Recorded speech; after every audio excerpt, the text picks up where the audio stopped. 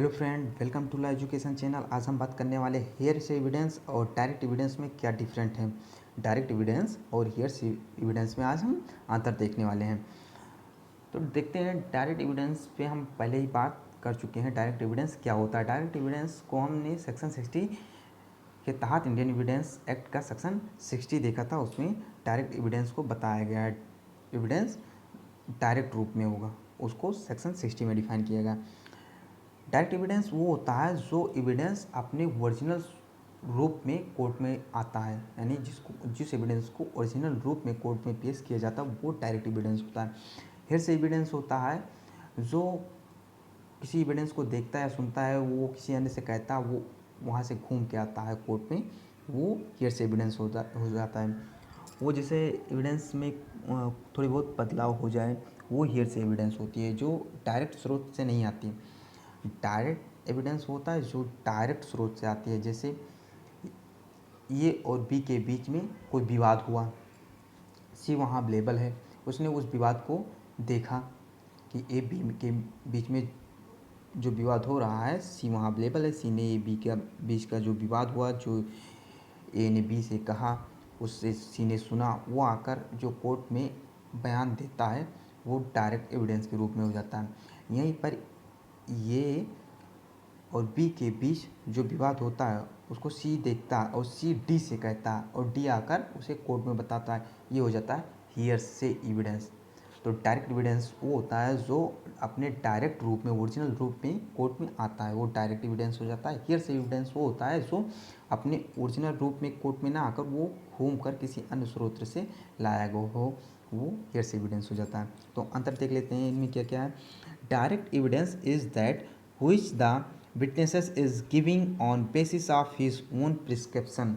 Direct evidence वो होता है जिसे विटनेस अपने अनुभूति के रूप में देता है, उसकी खुद की अनुभूति होती है उस बारे में, जो वो एविडेंस को देखता है, देखा उसने, पढ़ा या देखा किसी एविडेंस को, तो उसकी खुद की अनुभूति हुई उस बारे में, वो आकर कोर्ट में जो बयान देगा वो डायरेक्ट एविडेंस हो जाएगा।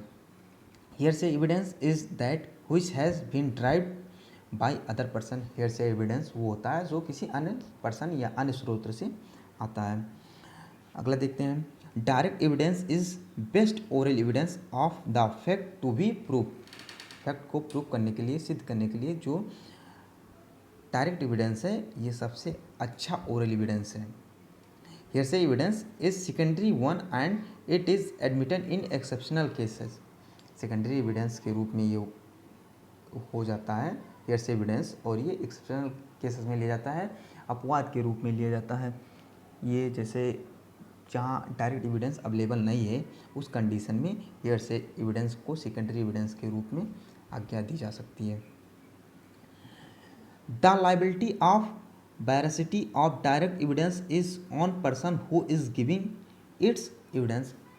उसकी सत्यता की लाइबिलिटी उस पर्सन पे डिपेंड होती है जो एविडेंस को देता है डायरेक्ट एविडेंस, क्योंकि उसने अपनी अनुभूति की, जो उसने अनुभव किया, अनुभूति की एविडेंस, देखा सुना, वो आकर वो बताता है। तो वहाँ पर उसकी जो एविडेंस की सत्यता होती है उसकी खुद की अनुभूति पर होती है, तो यहाँ पर वो पर्सन लाइबल होता है। The liability of veracity of direct evidence is on person who is giving it's evidence. जो उस एविडेंस को देता है उसकी लाइबिलिटी होती है उसकी सत्यता पे।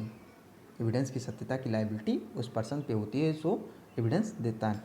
इन case of hearsay evidence, the person giving evidence does not take the responsibility of its veracity. वो जो हियर से एविडेंस देता है वो उसकी सत्यता की लाइबिलिटी नहीं लेता है, उसकी सत्यता की लाइबिलिटी उस पर नहीं होती है जो हियर से एविडेंस देता है, क्योंकि उसने उस एविडेंस को उस रूप में डायरेक्ट नहीं देखा या नहीं सुना, वो किसी अन्य द्वारा सुना, तो उसकी उस पर लाइबिलिटी नहीं होती है। जैसे ये बी के बीच में कोई विवाद हुआ, उसने ये के सिर पे लाठी मारा, बी ने ए के सिर पे लाठी मारा, सी ने देखा। अब सी आकर डी से कहता है कि ये ने सिर के पैर पे, पीठ पे, सिर पे लाठी मारा।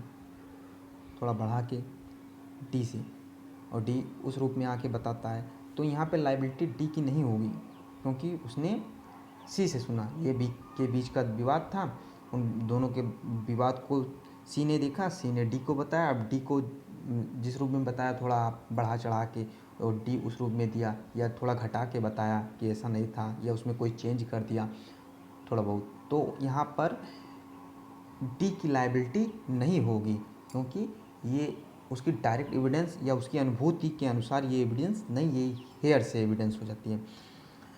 The person giving direct evidence is available for cross examination for testing it's veracity.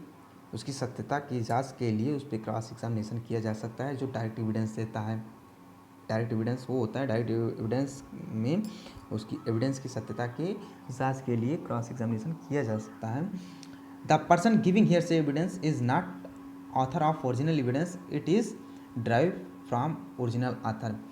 यहाँ जो हियर से एविडेंस है वो उस ऑथर का ओरिजिनल एविडेंस नहीं है, बल्कि it is drive from original author, जबकि ये ओरिजिनल ऑथर से आया है, कि अन्य से आया है, ये उसकी खुद की अनुभूति पर नहीं है, ये किसी अन्य की अनुभूति से आया है।